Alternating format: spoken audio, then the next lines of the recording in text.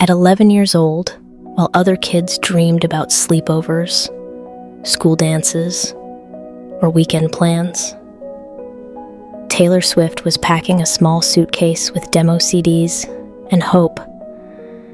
She and her mother drove to Nashville, chasing a feeling she didn't fully understand yet. Only that music felt like oxygen, and the world felt clearer when she turned her emotions into sound. She was born on a Christmas tree farm in Pennsylvania, far away from bright lights, industry halls, or celebrity circles. There were no shortcuts waiting for her, no powerful last name, no back door into the industry. What she carried instead was a guitar, a notebook, and a belief stubborn enough to bend fate. Her first song wasn't born in a polished studio. It came from a rickety porch, scribbled into existence after she found a dead shark on the beach. Strange inspiration, but sometimes the profound hides in the unexpected. She was just a kid trying to make sense of the world, and the safest place to put those feelings was music. But the world around her didn't celebrate her passion. Classmates mocked her for loving country music, for writing songs, for dreaming too loudly. She wasn't the kid who fit in.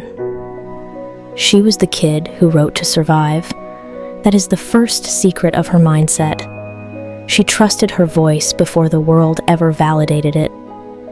She believed in her craft even when everyone around her saw it as a phase. That decision, to trust herself when she had nothing but a guitar, became the blueprint for everything she would later conquer.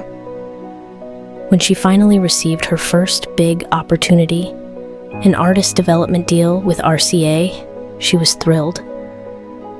But then reality hit. RCA told her they wouldn't even think about an album until she turned 18.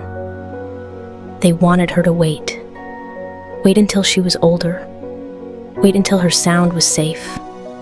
Wait until her emotions were less raw. But Taylor understood something most people never realize. Time is the most important ingredient of authenticity, and she knew her teenage emotions had an expiration date. If she waited years, the voice she had now would be gone. So, at 15 years old, she walked away from RCA. Think about that. A teenager turned down the biggest label in country music, not because she was reckless, but because she was radically clear about what she wanted. She refused to let anyone else control the timeline of her voice. Her family moved to Nashville to support her dream. They uprooted their entire lives because they believed she was not just talented, she was driven. She knocked on doors. She handed out demo CDs. She played wherever people would let her. Most doors closed. Most conversations ended in rejection.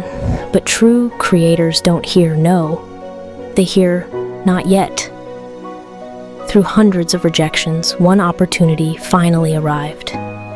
Scott Borchetta, forming a brand new label called Big Machine, believed in her.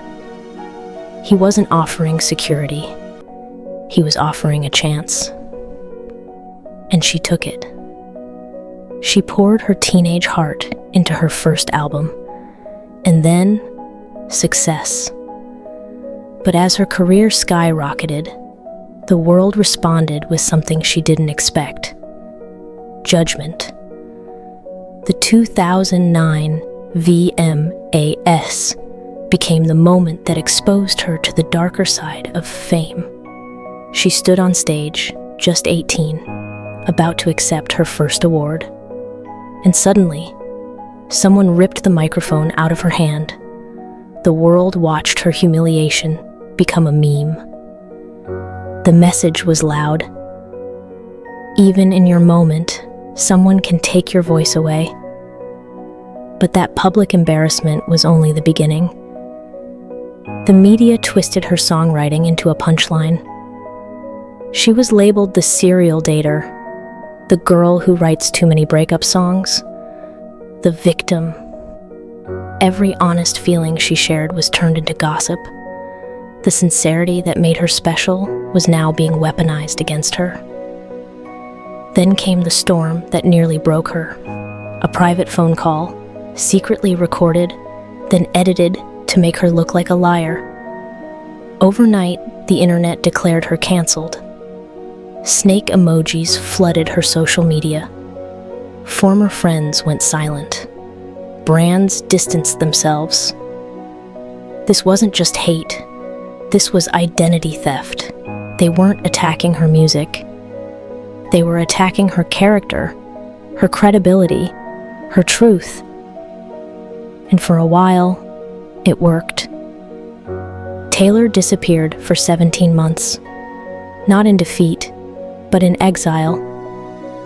In silence, she faced the hardest question a creator can ever face. What if being authentic costs you everything? But here's the beautiful thing about silence. Silence is where clarity grows. Silence is where warriors rebuild. She realized that no matter how hard she tried, she could never reason with a lie engineered to destroy her. So, she stopped trying. And then she did something revolutionary. She took the very symbol meant to humiliate her, the snake, and turned it into armor.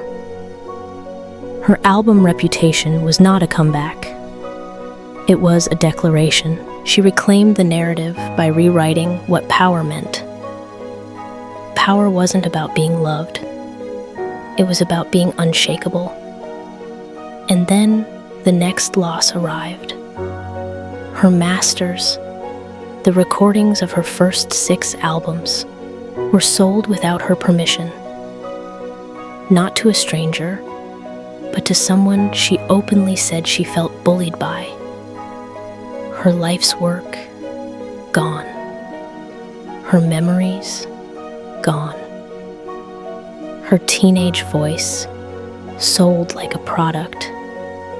But instead of begging, she rebuilt. A simple suggestion changed everything. Why not re-record the albums? Why not reclaim the music in the only way left? So she did. And in doing so, she proved a powerful truth. Your value does not live in the file. Your value lives in the fire that created it. She launched Taylor's version, a movement that turned fans into activists and copyright law into storytelling. She reclaimed what was stolen from her, not through anger, but through creation. Because she had been silenced, she stood for artists' rights. Because her trauma was mocked, she used her voice to stand with survivors. Because people tried to write her narrative, she showed the world that your story belongs to you, always. Her journey is more than fame.